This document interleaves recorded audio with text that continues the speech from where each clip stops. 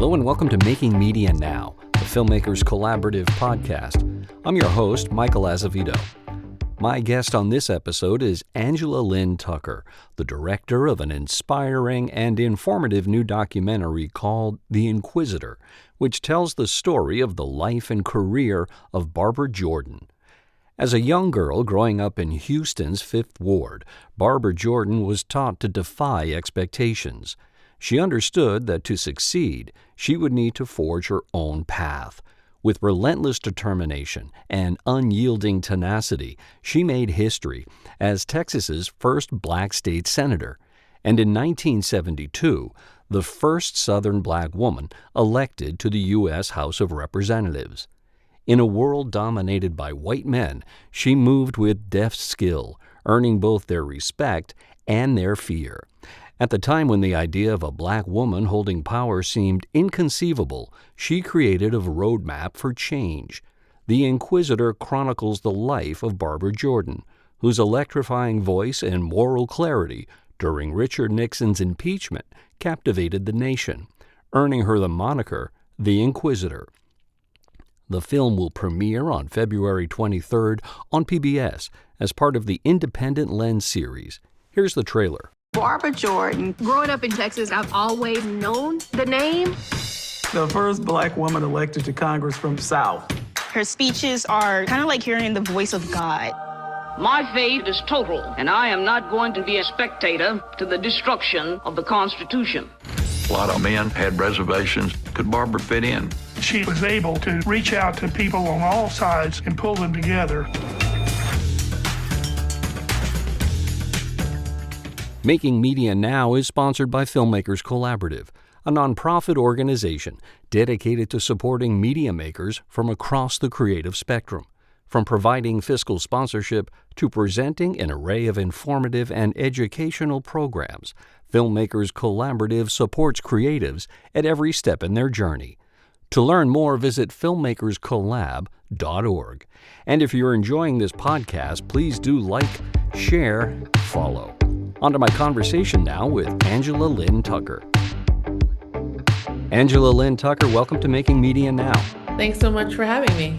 Pleasure to be speaking with you about The Inquisitor, which is your film about Barbara Jordan, and that will be airing on PBS as part of the Independent Lens series on the 23rd of February.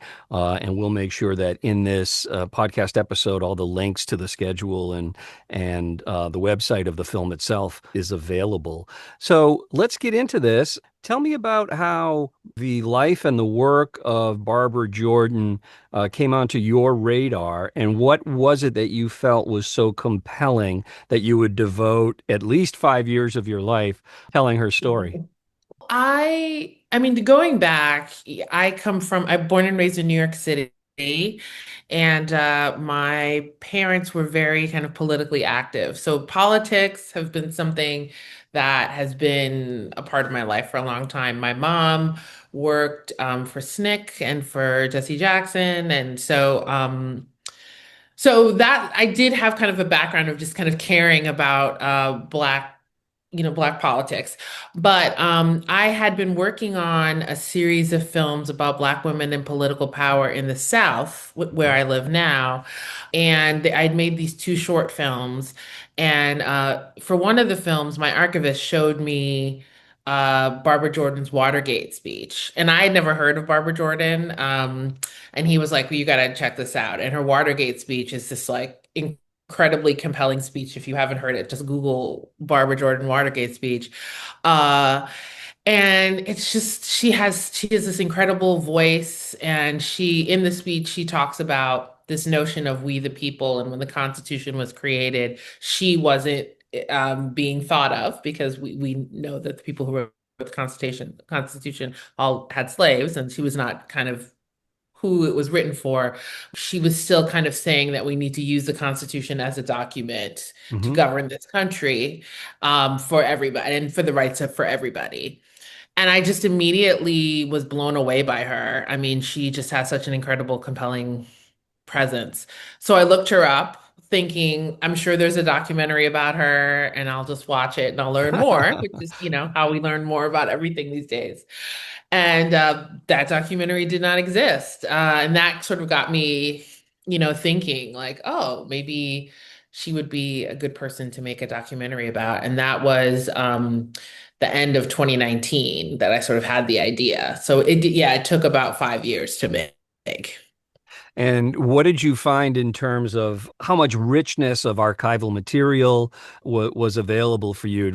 Was there a long research process in trying to dig all this stuff up? Because I will say, your film is chock full of great archival film, and I also love that there's a technique that you employ. It felt to me like maybe stop motion animation, Yes, yes. where it really kind of brings it to life, and it gives it conveys the passage of time, I think, quite effectively. So when 2020 started, and it was the pandemic and we were all in our homes, I just spent a lot of that year looking at archival of Barbara. Hmm. I kind of started with what was available online, C-SPAN, YouTube, that type of thing.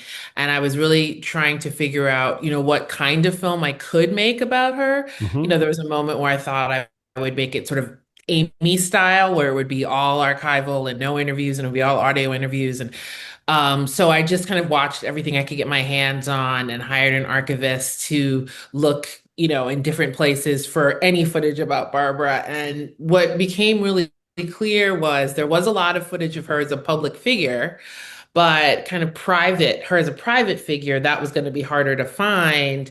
And she was a very private person. So even if you did find some secret library of her, she's pretty guarded. You were still going to need to do interviews with people and ask them about her, Yeah.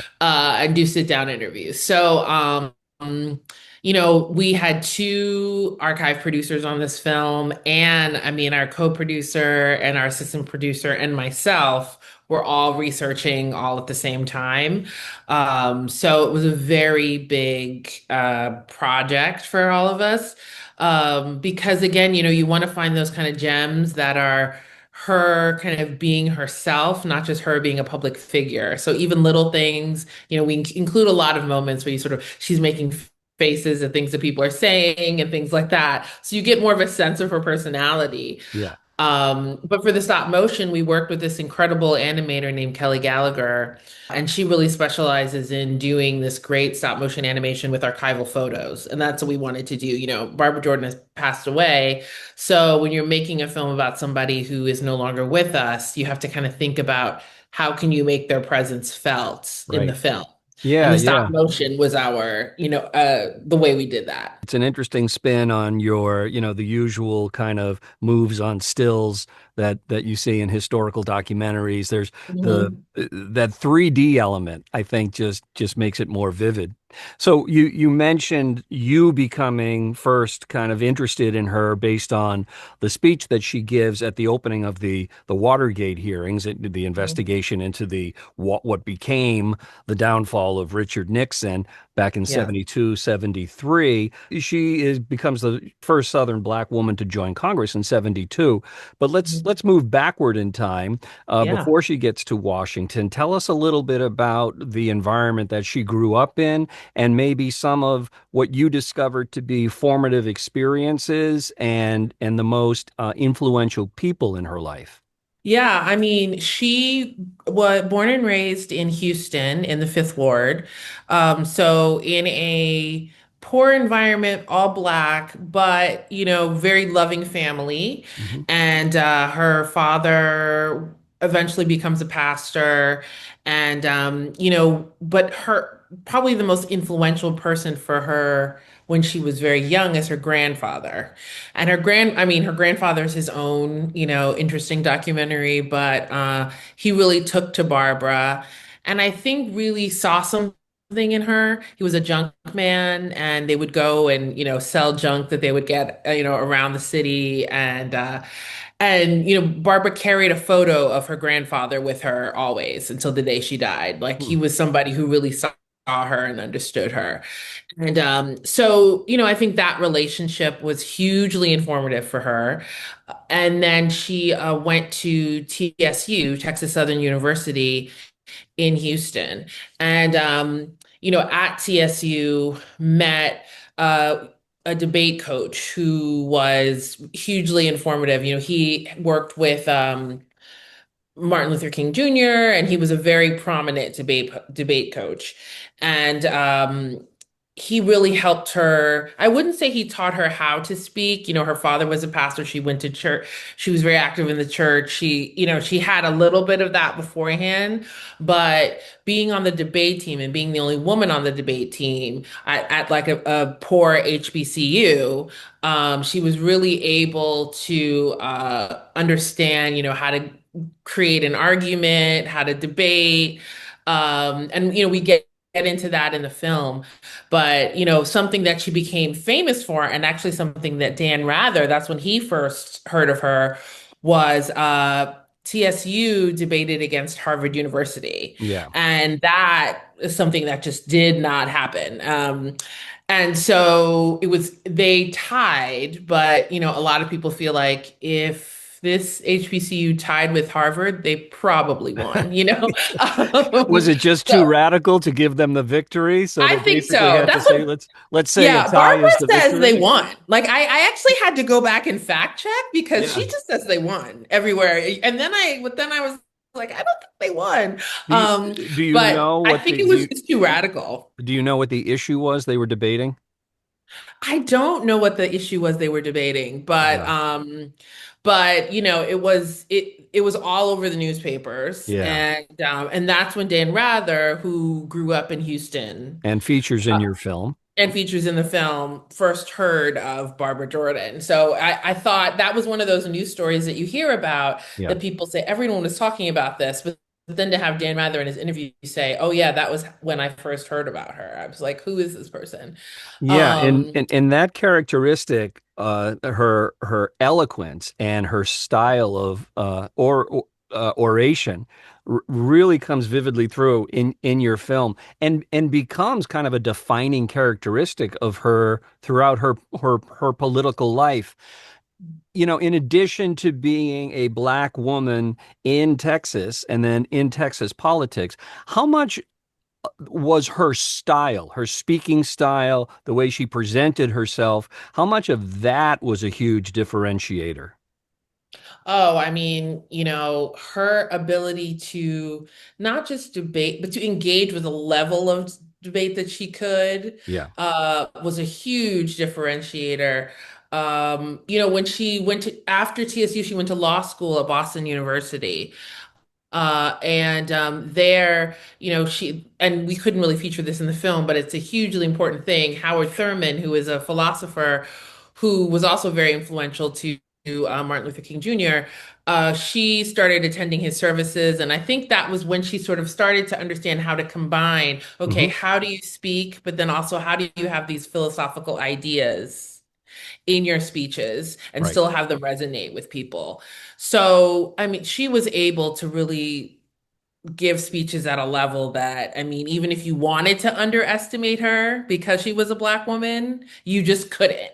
And that's what everyone says. I mean, Yeah. she could just, talk you into a corner. And Um, seemingly there was never a situation where she felt satisfied with kind of just having been invited to the party. Like she oh was yeah. going to make her presence known, and she was going to take advantage of the opportunity, not just on behalf of her, but what she saw as her constituency and the issues that mattered to them.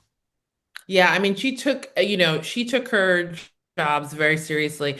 She says, there's a lot of things that she says that I sort of carry with me too, like various mantras that I hear when I'm, up against things.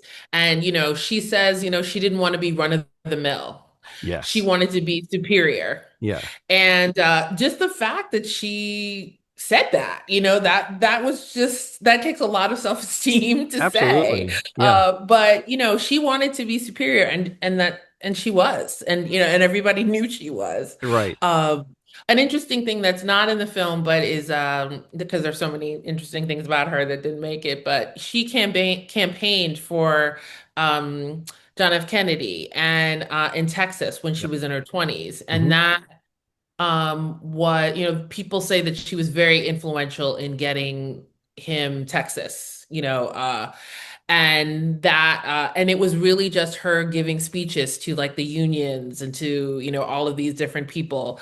And that's when she caught the attention of, various kind of local Texas politicians and also LBJ, Yeah. and people like that. Because it just was, who is this Black woman in her 20s giving these speeches for Kennedy? And like unions in churches everywhere. She just had like this power to her. Yeah, in the 1960 election, it's often, seen as, who was Kennedy, the Eastern establishment candidate? Hmm. How was he going to capture any element of the South, right? Which used to be called Hmm. the Dixiecrats, and through a lot of the backroom finagling, they come to sort of his polar opposite in terms of style and delivery, which is LBJ, who is the consummate Texas politician, Oh and yeah. Oh and yeah. it would Mhm. seem, and your film doesn't go into great detail on this, but when I did see the overlap, it sort of felt like, yeah, that makes sense because you would get the sense that LBJ was always thinking 2 or 3 steps ahead in terms of who he was going to align himself with. And did you get any sense of what it was about the two of them that connected and then perhaps opportunistically saw each other as someone that it would make sense to hitch their wagon to their ride? Yeah, I mean, LBJ and Barbara Jordan were very close, and they were different people claim to have introduced them. It's That's how you know it but worked out well. Everyone's trying to take credit. exactly, exactly. There's some things that different people take credit for, and when you fact check it against her book, you go, I don't know, but she was very smart about who she aligned herself with. Hmm. And there's a story in her autobiography about how LBJ invites her to the White House with a few other people to kind of talk about various issues. And and he really kind of singles her out because at first she doesn't really say anything. She's sort of kind of, sitting back, and he really singles her out and asks her what she thinks of something. And she, obviously gives an incredible answer. And I think he saw right away that she was really, brilliant, and that and he was looking for an ally in the Black community, somebody that he could relate to, Right. right? Hmm. And she knew how to, kind of hang with the good old boys. Hmm. And there was a degree of like, she knew she needed him. Like she really needed him to get elected. She Sure. wouldn't have been elected for Congress if Yep. LBJ did not actually go out and campaign for her. I think that him campaigning for this Black woman made a huge difference. But he also needed somebody like Barbara to, help him, particularly with, various things. There were Voting Rights Act that was happening, like a Yep. lot of these kind of race relations questions that were happening, he could talk to her about. Right. So, they were very close. And Barbara also became close to Lady Bird Johnson as well. Uh-huh. So, yeah, but Barbara had a way of she was a true politician. I mean, everyone that you interview says she's just a true politician. Like she knew who she needed to engage to get the things that she wanted to get done. Sure. Yeah. And before she gets to Washington and is sort of invited into the circles with LBJ, she holds office in Texas after 2 failed attempts. And in large part, those attempts were destined to fail because of a particular type of gerrymandering that was in place in Texas at the time. Could you shed a little light on that, please? Yeah, yeah. So when she first ran for Texas State Senate, somebody in LBJ's office, she had to borrow like $500 to even to be able to do it, right? So the way the gerrymandering worked was the office that the district that she ran in is a predominantly Black district, but the way it was split up, her constituents weren't able to vote for her. So that's sort of how gerrymandering works, right? You would imagine that you are running in your district and the people who live within your district vote for you. Well, they can split the districts up in Absolutely. all kinds of ways and make it so as that you can't get a majority of people to vote for you. So she really came across that two times. And Yep. the one of the things that changed, it would just change that the districts were, it was just redistricted. And finally people within her district could vote for her. And that was how she won. That made the But difference. when she lost the second time, I mean, she still had a huge number of people voting for her, but she couldn't, the way it worked, she couldn't get enough to make her win. So it Yep. was definitely, a gerrymandering at its best. But luckily, she was able to get in there on that third try. And it really shows kind of her commitment that she just kept running and didn't just say, well, this is just how it is. Eh, But she was also that whole time having conversations with people in power about redistricting. Right, right. And there's a great sequence in the film where when she eventually does get elected to, is it the state assembly or what do they call it in Texas? State Senate, Texas State Senate. Okay, state senate. She goes on this sort of like hunting and fishing trip and she's the only woman and she fits right in. She brings a Mhm. guitar, and there's these stills, I believe, around a campfire, and they're fishing, they're telling stories. She's playing the guitar. What was your sense around how sort of purposeful she was in knowing the things that were going to disarm, some of the rest of the white men in the Texas Senate, but at the same time let them know that they're not just dealing with a pushover. Well, I mean, I think Ben Barnes, who we interview in the film, who was also in Texas State Senate at the time, he was he was unique because he was very young. So Hmm. he was elected in his early 20s. I mean, I think he was like 23. He was Wow. very, very young. And he stood out because he was so young, and she stood out because she was a Black woman. So Right. I feel like they kind of gravitated to one another. And he tells these incredible stories about, they would all go camping together, and they would feel like, I mean, you have to understand that Barbara was the first Black woman, but the first, like, there wasn't any women there. So when they were all going on these trips together, they were like, can we ask a woman to come camping with us? Sure. But Barbara loved, I mean, she loved doing all of that. She loved going camping. She loved, having a drink by the fire, and she loved to sing, and she would always bring her guitar and sing songs. And she knew she knew how to be in those environments. Some of it is just real. She enjoyed hunting, she enjoyed camping, she enjoyed all of that. Hmm. But she also knew that that's what you need to do to be able to, work with people. So you have to disarm them.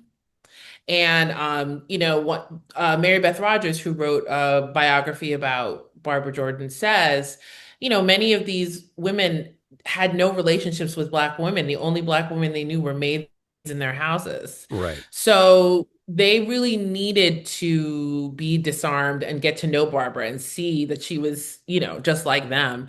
And I do have to shout out the Texas State Senate because they have incredible photos. They have a huge archive. So we were able to get these amazing photos of them out on their camping trips. Yeah, yeah. It's interesting because it seemed strategically and yet also quite naturally would just deflate any stereotype that anybody was going to be holding of a woman, Mhm. of a black woman in Texas, right? She was knocking them down continually. She was. And her ascent is coming historically at an interesting time because there is the civil rights movement, in the 1960s, and then kind of dovetailing with that is the feminist movement. And how did Mhm. she align sort of those two factions in order to try to better life for her constituents and the people that she saw herself representing? Yeah, I mean, Barbara was definitely a politician, and she always said, She was a politician and she was good at it. And that was how she wanted to be identified. Yes, she was Black. Yes, she was a woman. She was these other things, but she very much saw herself as a politician first and foremost. And I think the strategy around that was so is that everyone felt comfortable Hmm. with her representing them.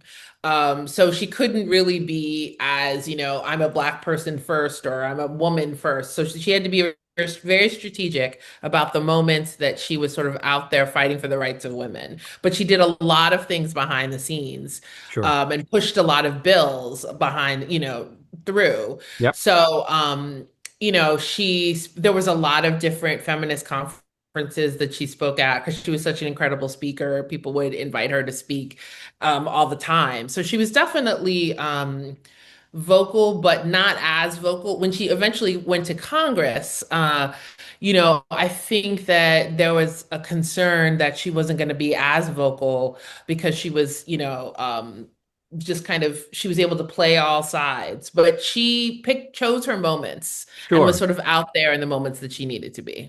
I kept thinking about the challenge that Obama faced, particularly in his first term, where because he's the first black man elected president, there was the continual shadow of, is he going to be too radical? Is he going to be too assertive, essentially, almost of his blackness? And there was, whether it was, something that people projected upon him or it was true to his nature, a certain cautiousness.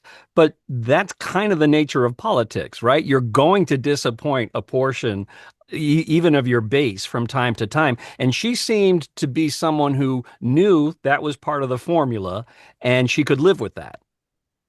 Oh yeah, I thought about Obama a lot making this film. Because it was a lot of the same questions that, when Obama was in office is can he be president of the United States while also kind of fighting for the rights of Black people? Sure. And I know there are a lot of people who were disappointed and felt like Obama could have done more for Black people. And that's the same for Barbara. Hmm. When you go into her archives, there are letters from people just sort of asking her to do more for them. And, as we all know, particularly when Barbara was in office, in the 60s and 70s, people were just fighting for like basic rights at that Right. point, she was really adamant around getting the Voting Rights Act in 65 and then in 75, when the Voting Rights Act was kind of updated with, bilingual amendments and things like that. So, yeah, I thought about Obama a lot with this film, and she was the first Black person to speak at the Democratic National Convention. Right. And she and Obama, in both of their speeches at the DNC, referenced Lincoln. Hmm. I thought that was kind of an interesting connection. Yeah. And I'm sure that Obama knew that, had heard Barbara's speech and knew that she referenced Oh, Lincoln. yeah, no doubt. So, The Inquisitor, the title of your film, comes from a moniker that is given to Barbara Jordan, largely due to her role in these Watergate hearings. How did it come to pass that she was part of was it the Judiciary Committee? Yes, yes. Yeah, how did that come to pass, and why was that so important in sort of giving her the national prominence that she gained? Well, really does go back to the LBJ thing. She was very young in Congress. This was kind of her first, year or so. And normally you have kind of the crappy assignments, basically. And she thought that the Judiciary Committee was an assignment that nobody wanted. But she really wanted to be on a committee, and LBJ really kind of made some phone calls and helped make that happen. And but she and now we know that that's a really important committee, but at the Sure. time it was, nothing was really happening. Uh-huh. And then all of a sudden Watergate happened and the Judiciary Committee gets this sort of national prominence and has to decide whether or not they want to move forward with impeaching Nixon. So all of them had to learn what, we all know the word impeachment, and even, when we first kind of hear the word impeachment, but we still don't really know what does it mean? What does it mean Sure. to impeach someone? What do you have to do wrong for it to be an impeachment. So they all had to relearn the Constitution and have all these conversations and go through, all of the Watergate files and getting up to speed on Watergate was very challenging because Watergate is incredibly confusing. Sure. Even you could read the books and watch all the documentaries, and you're still like, okay, who was where, when, and Yes, how? exactly. And But one thing that was in your film brings this out too is, these Watergate hearings that riveted the nation. And part of the reason they riveted the nation was because there were only three television networks at the time, and they all carried them. And so it wasn't like someone was going to catch 90 seconds of a clip on whatever their favorite social media app was. And the opening speech that each of the members of the Judiciary Committee got to deliver sort of introduced them to the nation. And as you said when we very first started talking, Barbara Jordan's was so impactful that it made you want to learn more about her. I thought it was really interesting, however, that they were allotted 15 minutes, where if you go and you look at any of whether it's the Judiciary Committee or the Finance Committee or Commerce Committee these days, they give them 5, which says a lot about the attention span of the public. And I also think the oratory skills of those people in office. Well, I think, you get 15 and she did it in 13. I think what's so different is people took seriously that time and they weren't using, now I think people use that time a little bit for self-promotion, and that's why Yes. it needs to be 5 minutes. Yes. Whereas back then they really did use it to debate an argument. And people had been watching these hearings and they knew that that Barbara and her cohort were trying to figure out whether or not to impeach Nixon. But when Barbara spoke, she just spoke in plain English, really to the American public. And I think that's why it resonated so much with people. Yes. People felt like for the first time they were hearing someone who was speaking to them. Absolutely. And it was asking the American public, what do you want out of the Constitution? What do you think how do you think a president should be? How do you think they should act? And she was sort of saying her beliefs on that. And it really alighted with a lot of different people because there was a real disillusionment around, this was at the point where people were kind of understanding that Nixon really did the things that people thought they did, that he thought he did. And I think people were kind of grappling with that. Because, eventually when they voted, I mean, it was like a landslide. So many, and a lot of Republicans, voted to impeach Nixon. Yeah. But then we ultimately know, he was impeached, but then he kind of quit before anything really happened. Yeah, because he probably would have been convicted in the Senate. Yeah. And that speech that she gives, it's notable for a lot of reasons, but I think one of the biggest ones was she wasn't speaking as an individual with a political brand that she wanted to to further. She wasn't even speaking as a Democrat versus a Republican. She was truly speaking as an advocate for what the Constitution mandated. That she felt that the actions of herself and everyone else on that committee, their loyalty and their fidelity had to be to the Constitution. Yeah. I mean, she says, today I'm an inquisitor, which is why we call the film the Inquisitor. And she said she's not going to sit there and basically let someone take advantage of the Constitution, not take it seriously. That the Constitution was a document that existed to rule this country, and if we needed to take it seriously. And if we look at the things that Nixon did, it doesn't seem like he was taking the Constitution very seriously. Right. And that's what we all kind of agreed to in being in this country, right? That the Constitution is this document that we all need to take seriously. And she was very kind of stern about it too. And so it wasn't kind of talking in circles about Nixon. I think that was the difference too. I think a lot of people were just saying he did this or that or this or that. It's like, we don't even need to talk about him. This is a larger, bigger question that actually got people to think about, okay, when this is over, what do we want this country to be about? Right. And that was something that I think was really resonated with people. I mean, there are so many, the number of people who come to screenings who remember seeing her on TV. I mean, it's incredible. And yeah, a lot of it has to do with there were far fewer channels at that time. There was you were watching that. Yeah. But yeah, a lot of people saw her. What was when you were doing the research and talking to folks contemporaneously in Texas in particular, what's the sense of her legacy there? How is she remembered, and how is she thought of, say, perhaps in comparison to contemporary politicians, either in Texas or nationally, just in terms of even just her speaking style, frankly? Because I can't think of anybody on the national scene right now to No. whom it seems that oratory and rhetoric matters as much. Yeah, no, I would agree with you with that. So Barbara Jordan is an icon in Texas. And what I love about that is, a fun little anecdote is I was dating my now husband while I was making this film. He's born and raised in Texas. And so it would be so fun meeting like family members or friends of his. And I would say I'm working on a documentary about Barbara Jordan, and people would be like, "Oh my God!"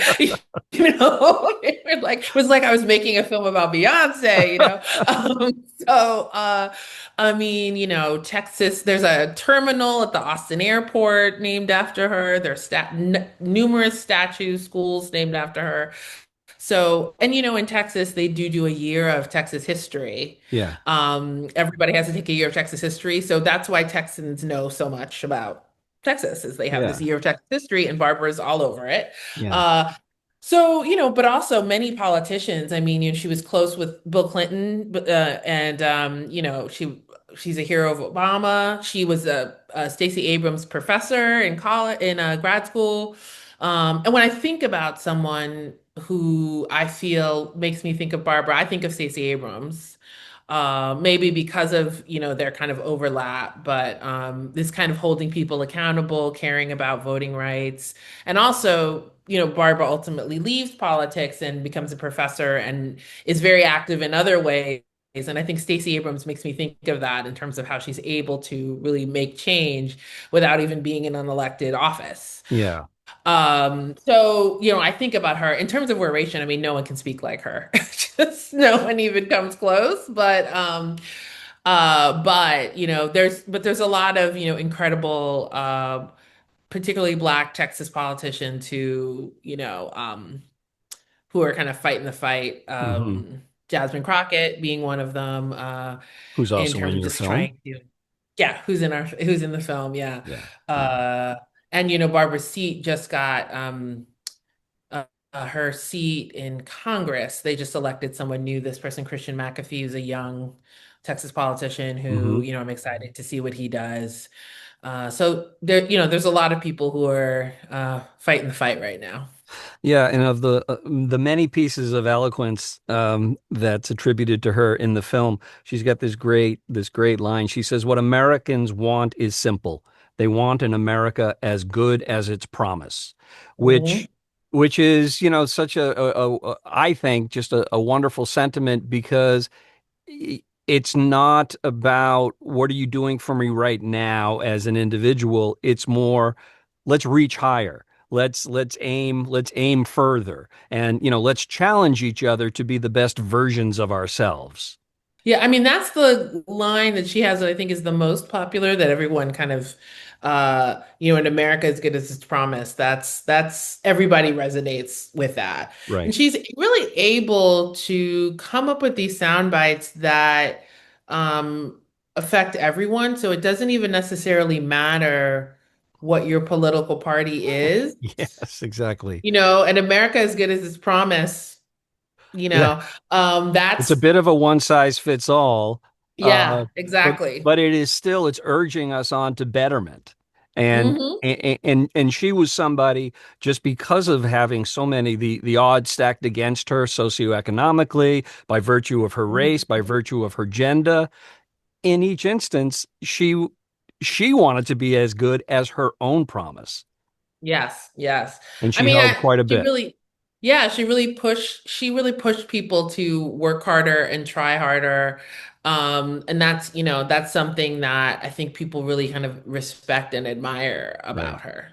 Well, as your film so vividly shows, she wanted to stand out, and she did stand out. Yes, yes, she did. She And did. the film is The Inquisitor. It'll be on PBS on the 23rd of February, and I've been speaking with the director, Angela Lynn Tucker. Thank you for this conversation. Thanks for this film. I Thank really enjoyed it. you. Thank you so much. And, thanks for doing so much research on Barbara. She's amazing. Been a pleasure.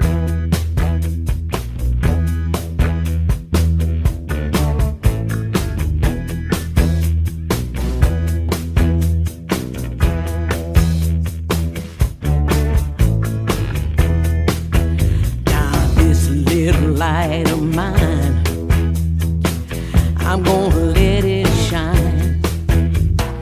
This little light of mine, I'm gonna let it shine. All in my home, I'm gonna let it shine. All in my room, I'm gonna let it shine. Shine. The road is dark, the way was long. Kept on singing that freedom song. My God promised me a rainbow sign. Just gotta let my little light shine. Don't give up, don't back down. Don't let the liar turn you around. My heart's fixed, made up in mine. I'm going out and letting my little light shine. Sure gonna let my little light shine. All in the streets, I'm gonna let it shine. On the battlefield, I'm gonna let it shine. See, now I ain't gonna fight no rich man's war. That ain't what God wanna use me for. Killing folk ain't in my line. Sure ain't no way to let my little light shine. Shine on me, shine on me. Let the light from the lighthouse shine on me. You can't fool all the people all the time. Get together, let our little light shine. Let it shine.